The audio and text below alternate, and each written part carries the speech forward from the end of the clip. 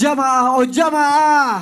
Alhamdulillah. Alhamdulillahirrahmanirrahim. Senang sekali kita masih di Islam itu Indah. Dan buat jamaah nih yang baru bergabung, hari ini kita sedang membahas tema mudik penuh berkah. Masya Allah. Ternyata ya aku baru tahu juga ya. Bukan kita doang yang udah mudik gitu, yang pernah melakukan mudik. Ternyata katanya Rasulullah pernah juga mudik. Kisahnya seperti apa ya, jadi pengen tahu mudiknya Rasulullah seperti apa. Ustadz Syam, Baik, mohon bismillahirrahmanirrahim. penjelasannya. Tabi guruku Habib Nabil, Ustadz Maulana, Mas Soni, serta guru-guru kami yang dimuliakan Allah Subhanahu wa Ta'ala. Tentu saja baginda Nabi SAW memiliki kampung halaman, yaitu kota Makkah Al-Mukarramah. Ya, dan baginda Nabi SAW tinggalnya di kota Madinah Al-Munawwarah. Maka baginda Nabi SAW dalam riwayat disebutkan pada bulan suci Ramadan, tanggal 10 Ramadan, baginda Nabi SAW bersama dengan pasukannya berangkat mudik. Tapi niatnya bukan mudik untuk lebaran. Niat mudiknya adalah dalam rangka Fathu Makkah, yakni pembebasan kota Makkah. Pembebasan daripada kesyirikan, pembebasan daripada kemunafikan, pembebasan kota Makkah daripada dikuasainya oleh orang-orang kafir pada saat itu, orang-orang jahiliyah pada saat itu. Maka bagi Nabi SAW dengan kesiapan yang sudah ada, dengan kerinduan yang sangat besar kepada tanah kelahirannya, maka baginda Nabi SAW mudik ke kampung halaman. Karena sebenarnya Nabi itu kangen sama kampung halamannya. Bahkan ketika sholat ya, kenapa ada masjid kiblatain, ada masjid dua kiblatnya, itu disebabkan karena kerinduan Nabi SAW dengan kota Makkah. Ya, Nabi SAW beribadah, sholat menghadap Masjidil Aqsa, Baitul Maqdis. Lalu Nabi SAW diejek oleh kaum, pada saat itu kaum Yahudi mengatakan, itu Muhammad agamanya ikut-ikutan. Dia juga menghadap sana kok. Lalu Nabi, ya Allah saya rindu dengan kota Makkah, kelahiranku. Maka dimintalah, qad nara taqalluba wajhika fis sama, falanuwalliyannaka qiblatan tardaha, fawalli wajhaka syatral masjidil haram. Maka dimintalah Nabi SAW menghadapkan diri kiblatnya, yaitu ke kota Makkah, yaitu ke Ka'bah al-Musyarrafah. Maka subhanallah, baginda Nabi SAW berangkat menuju kota Makkah. Ada satu kisah menarik ketika Nabi SAW berangkat ke kota Makkah, yakni dalam keadaan Fathu Makkah. Ketika baginda Nabi SAW sempat terhenti perjalanannya. Namanya perjalanan kadang-kadang ada halangan ya. Nabi SAW itu terhenti perjalanannya oleh seorang emak-emak. Ini luar biasa. Emak-emak dari dulu Jadi luar biasa ada ya. emak-emak yang berani-beraninya menahan perjalanan baginda Nabi SAW bersama dengan para sahabat, para pasukan Nabi SAW. Lalu emak-emak ini tiba-tiba nanya, "Anta Muhammad Al-Quraisy? Engkau nih Muhammad orang Quraisy ya?" Wah, udahlah nahan perjalanan orang sok kenal lagi, ya kan? Mama tuh nggak nanya engkau siapa engkau panglima, engkau komandan apa segala macam. Cuma langsung nanya, "Anta Muhammad Al-Quraisy? Kamu nih Muhammad orang Quraisy?" Rasulullah dengan akhlak beliau mengatakan, "Naam, saya Muhammad orang Quraisy. Mohon maaf ibu siapa?" Gitu. "Mohon maaf ibu nih siapa?" Gitu. Kata emak-emak tadi, "Muhammad, apakah engkau tidak mengenaliku? Apakah engkau tidak tahu wajah ini? Apa engkau tidak tahu ibu ini? Aku adalah Halimah. Saya adalah Halimah. Saya adalah Halimah As-Sa'diyah. Saya adalah ibu susumu Halimah." Maka Nabi Muhammad SAW turun dari kendaraannya, lalu memeluk ibundanya. Dia buka sorbannya, lalu dinaikkan ibunda Halimah As-Sa'diyah di atasnya. Lalu dipeluknya mengatakan, "Ummi, ummi, ummi, ibuku, ibuku, ibuku." Dia adalah ibu susunya baginda Nabi SAW. Nabi SAW turun dari kendaraannya, tidak memandang lagi pasukannya. Dia memeluk ibundanya, padahal ibu susunya. Bayangin kalau yang hadir di situ adalah ibu kandungnya. Nabi Muhammad SAW menghormati ibunya, padahal itu adalah ibu susunya. Dia tidak pandang di hadapan berapa pasukannya. Puluhan ribu pasukan baginda Nabi SAW turun dari kendaraan terbaiknya, membuka pakaian terbaiknya untuk dinaikkan orang tuanya di atasnya. Banyak anak sekarang pulang kampung tidak mau buka kaca mobilnya, tidak mau buka jendela mobilnya untuk menyapa keluarganya di kampung. Dia hanya pulang memamerkan mobil mewahnya, tapi tidak pernah buka jendelanya, tidak buka dia pintunya untuk orang tuanya. Maka kalau mau mudik ala Rasulullah, mudik dengan dalam rangka memuliakan orang tua. Allahu ta'ala. Masya Allah, niatnya untuk memuliakan orang tua. Betul Ya. sekali. Terima kasih Ustadz ya. Sama-sama Sony. Semoga kisah ini bisa menginspirasi kita ya jamaah yang ada di rumah ya. Kita lanjutkan lagi jamaah. Tadi aku tertarik banget tuh pas Habib Nabil bilang ketika 80 kilometer tuh ya perjalanan jauh kita bisa kosor segala macamnya gitu ya Betul Bib ya. sekali. Nah aku juga pengen tahu tuh yang lain-lainnya tuh Bib mengenai ketika kita sholat dalam perjalanan yang jauh ketika mudik juga nih biar sholatnya nggak tinggal gitu Bib. Jamaknya atau kosornya takdim atau apa takhir semuanya Bib. Aku mohon penjelasannya Habib Nabil. Baik. Izin kembali Ustaz Maulana Ustaz Syam. Para pemirsa yang dimuliakan Allah Subhanahu wa taala, Islam itu indah dimanapun berada. Jadi ketika kita bicara tentang dalam perjalanan, apa yang disunahkan? Tadi Ustadzuna Syam sudah menyampaikan bahwa yang namanya jamak dan qasar ketika sholat itu adalah rukhsah. Rukhsah itu adalah keringanan tapi juga adalah hadiah dari sisi Allah Subhanahu wa taala. Sama seperti kita makan sahur, itu adalah hadiah dari sisi Allah Subhanahu wa taala. Kenapa? Karena umat sebelum kita tidak merasakan makan sahur.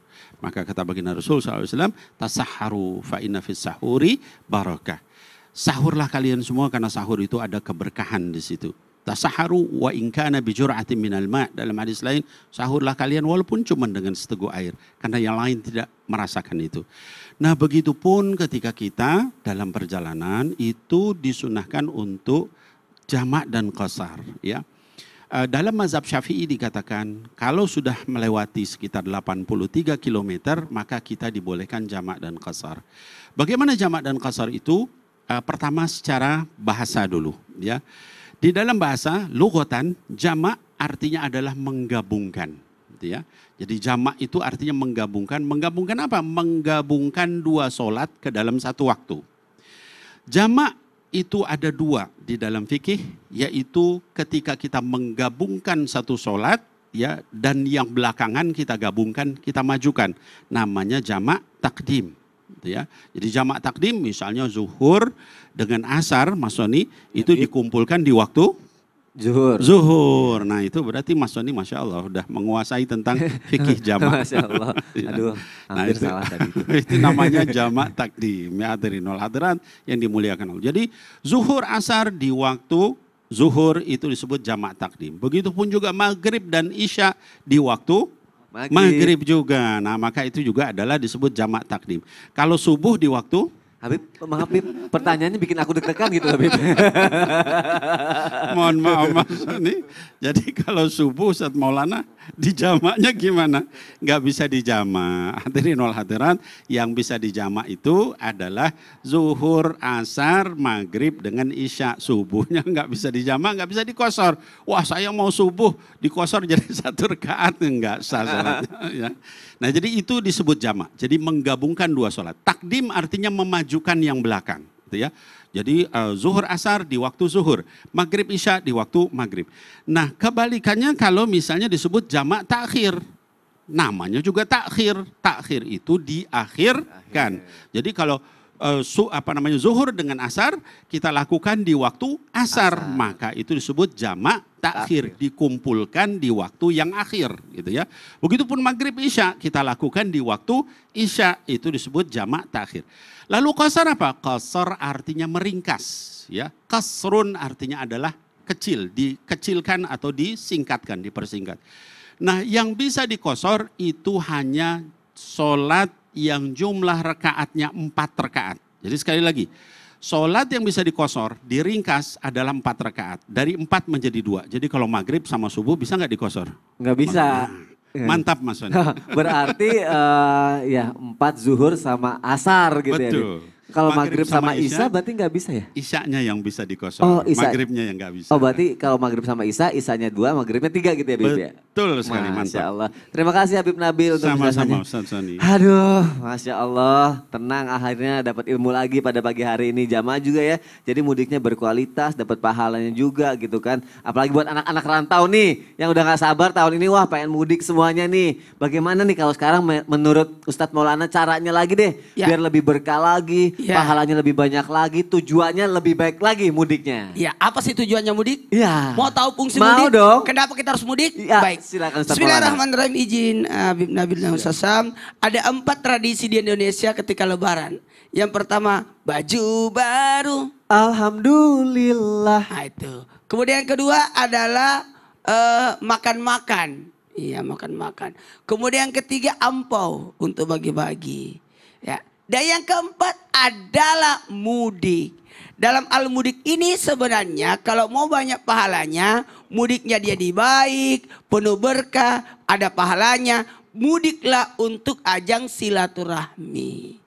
Aku datang ke sana untuk menemui saudaraku, untuk memperbaharui ingatannya, untuk membaguskan ikatan. Apalagi kayaknya waktu itu marah sama saya deh. Mungkin sekarang sudah reda amarahnya. Ya. Jadi aku mau ke sana ya kayaknya dulu orang tuanya dapat koma sama orang tua kami. Bisa nggak aku ke sana? Iya katanya marah. Ayo kita ke sana sebagai ajang silaturahmi. Iya. Jadi itu ajang silaturahmi. Kemudian bentuk bakti kepada orang tua. Kalau memang dalam hal ini orang tua itu tahu nggak? Kangen banget. Mungkin aku nggak kangen sama saya. Mungkin tidak sama kamu, tapi sama cucunya, sama menantunya. Itu yang dikangenin. Ya, jadi macam aku kan selalu bolak-balik. Bukan kamu, cucunya. Kasih mudik, kasih mudik, kasih mudik. Karena kenapa itu bentuk membahagiakan orang tua, membahagiakan neneknya dan memberikan pengertian, pembelajaran bahwa ini adalah satu pembelajaran bahwa kami pernah ada di sini. Jadi sejarah juga. Jadi ikatan keluarga makin erat. Itu kan mengandung banyak pahala. Apalagi kalau bisa mudik bawa oleh-oleh sedekah. Kan ada. Tapi jangan lupa ya. Kerikil, bukan? Bukan kerikil lagi. Jadi kalau kita di bus kan bisa aja kita bawa bekal-bekal. Adek ini kayaknya inilah supaya tidak masuk angin. Ini obat tidak sebagainya. Itu bisa digunakan. Atau apa. Padahal ini praktis sekali ya. Minuman-minuman dan sebagainya. Jadi enak. Alhamdulillah. Jamaah. Jadi sedekah kepada orang yang tidak dikenal 10 pahalanya. Sedekah kepada yang dikenal 100 pahalanya. Sedekah kepada keluarga 1000 pahalanya. Sedekah kepada anak 10.000 pahalanya. Dan sedekah kepada orang tua 100.000 kali lipat pahalanya. Apalagi kalau bersedekah kepada ustadz 1 juta pahalanya. Wow, Masya Allah. Jadi model sedekah itu banyak. Jadi apalagi kenapa kita harus jauh-jauh keluarga sendiri dong? Makanya kalau ada zakat dibagi 3 zakatnya. Sepertiganya buat keluarga yang berhak menerima zakat. Sepertiga yang kedua adalah untuk kepada yang menunjang pekerjaan kita. Kemudian yang ketiga adalah zakat itu diberikan kepada yang tidak ada hubungannya di antara dua ini. Supaya apa? Betul-betul apalagi meratakan nikmat Allah. Bahkan yakinlah mereka itu menantikan kita. Yakinlah mereka itu mendoakan kita. Yakin mereka itu bahagia. Walaupun kita cuma datang lalu kita bawa. Ini dikasih hadiah. Dia bilang apa? Waduh, berarti aku diingat di sana dong. Iya, betul. Aku beliin kamu, padahal tulisannya cuma Jakarta bisa disablon-sablon ya. Mungkin harganya berapa, tapi mereka tuh senang banget loh. Karena kenapa? Merasa mereka itu diingat. Bentuk perhatian, bentuk kasih sayang. Lalu untuk mendapatkan kebaikan itu, ayolah datanglah bertamu, datanglah silaturahmi dan muliakan tuan rumah dan lebih juga memuliakan tamu. Masya Allah, terima kasih. Dan jangan terlalu lama. Jangan bertamu di 3 waktu ya. Iya, apalagi? Jangan bertamu di 3 waktu. 3 apa aja? Sebelum subuh jangan bertamu sebelum subuh. Iya, sebelum subuh jangan. Kelewatan. Masa ada tamu datang sebelum subuh? Iya juga, benar. Jangan bertamu sesudah duhur. Terlalu ketahuan mau makan siang. Aduh. Dan jangan bertamu sesudah isya. Sudah mau bobo orang baru datang. Aduh, ya Allah. Ustadz Maulana terima kasih ya untuk penjelasannya. Diingat ya pesan-pesan Ustadz Maulana ya, jamaah yang ada di rumah ya. Yuk jamaah lanjut lagi yuk. Sekarang aku mau bacain lagi nih. Pertanyaan yang ada lagi nih. Sudah masuk lagi ke media sosial Islam itu Indah. Dari Instagram hamba Allah ya jamaah ya. Assalamualaikum Ustadz. Aku biasanya mudik pas hari H Lebaran. Dan sebelum melakukan perjalanan mudik, biasanya aku dan keluarga menyempatkan waktu untuk ziarah ke makam. Apakah perbuatan aku dan keluarga ini termasuk sunnah atau bid'ah ya Ustadz? Wah ini Ustadz Syam mau dijawab Ustadz? Tentu saja kita ziarah ke makam atau kita ziarah ke kuburan itu tidak bid'ah. Yang bid'ah itu kuburan yang ziarahi kita. Gimana caranya? Jadi kita ziarah ke kuburan itu adalah sunnah. Itu adalah diajarkan oleh baginda Nabi SAW dan diizinkan oleh baginda Nabi SAW. Kenapa? Karena ziarah kubur itu tidak bisa online. Ya seandainya bisa online dan COD ya nggak apa-apa. Tapi ini nggak bisa. Kita yang harus datang ke sana. Jadi mumpung lagi di kampung datanglah ziarah kubur. Datanglah. Tapi jangan sampai nggak tahu apa-apa ya. Ada orang ziarah kubur putar MP3 di sana. Ya buka baca Yasin, baca surah Al-Mulk di dalamnya Baik. gitu. Nah, kalau gitu Ustaz Syam, Habib, Ustaz Maulana aku pamit dulu. Sekarang aku buru-buru mau mudik, aku takut terlambat ya. Jadi, Masya Allah. Kok bisa? iya karena Kan aku acaranya belum selesai. aku takut nggak keburu. Sini dulu, sini. Apa? Emangnya ada apa mudiknya kemana? Maaf ya Bib ya. Mau buru-buru mudik, takut telat. Ya maaf ya. Ini baru hari keberapa? Ya sekarang. Enggak gitu juga Terus kali. gimana? Oh, Janganlah. masih ada waktu emangnya ya? Masih ada lah, tutup dulu nih. Iya, jadi Nih, bentar nih. aja deh bacain pertanyaan dulu aja ya kalau gitu ya. Tapi sempat kan bacain pertanyaan?